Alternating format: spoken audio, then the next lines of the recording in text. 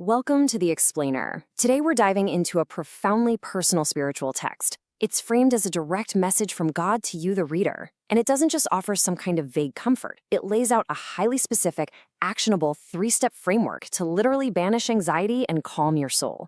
Let's get right into exactly what it asks of you. Let me take away the pain that burdens your soul and banish the melancholic thoughts that haunt your mind. Right away, the text hooks us. It acknowledges those heavy, exhausting thoughts so many of us carry around every single day. It sets the stakes by positioning God as a keeper of promises, offering real, tangible serenity.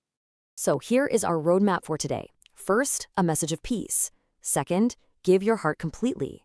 Third, offer heartfelt gratitude. Fourth, share the message. And finally, the promise of victory. Section 1. A message of peace. Before asking anything of you, this text spends time acknowledging the very real cruelty of the world. It vividly describes how the innocent trust we have in childhood is so often met with betrayal later in life. That betrayal extinguishes our laughter and leads to this profound spiritual exhaustion. It doesn't sugarcoat the fact that people feel completely lost and ensnared by baseless fears. Acknowledging that pain, that's really step 0. After establishing that painful reality, the text pivots from comfort to instruction. To calm your soul and banish anxiety, God asks you to do 3 very specific things. Step 1, surrender your heart completely. Step 2, practice heartfelt gratitude. And step 3, share this message of hope with others. Section 2, give your heart completely. So this first step is a massive call for sincere, fearless surrender, without any reservations.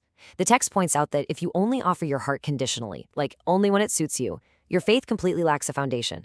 You'll be left totally vulnerable, literally tossed around by the waves of life's storms, which leads to these chaotic emotional highs and lows. Complete surrender, on the other hand, acts as a rock-solid anchor. By being absolutely willing to do God's will and trusting Him entirely, you build a solid foundation of faith that protects your mind from that chaos. The text puts it like this: my written word will be the anchor of your faith, providing the strength to persevere.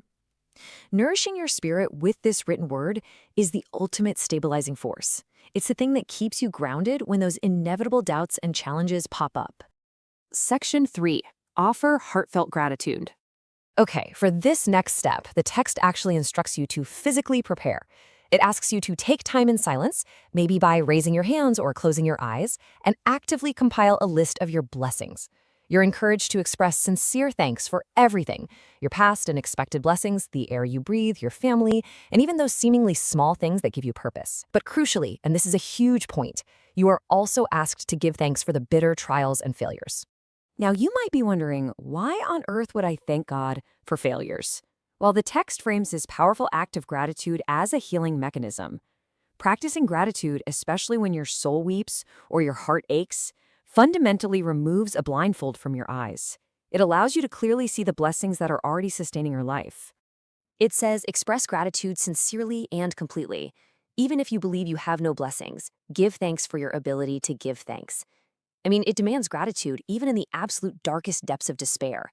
Just forming a single thought of thanks is a blessing in itself. It's a profound perspective shift designed to kickstart your healing. Section 4. Share the message. Once that internal work is in motion, the text pivots to outward action.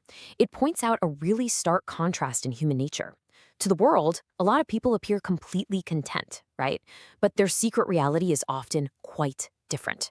They secretly carry suffering, they're teetering on the edge of despair, and they're struggling to even find a reason to live.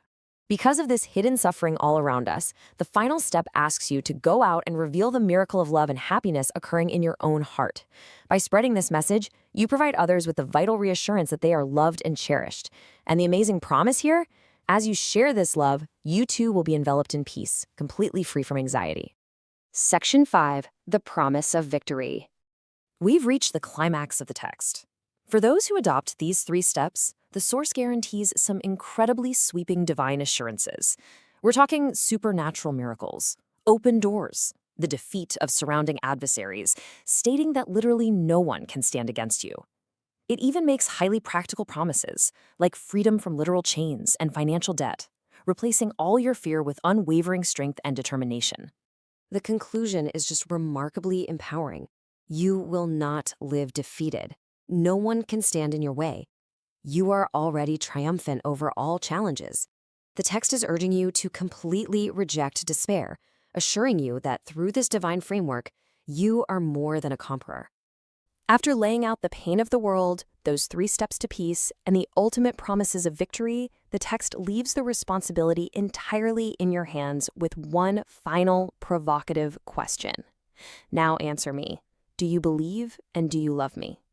The path to a calm soul has been completely laid out for you. The next step is yours. Thanks so much for tuning into this explainer.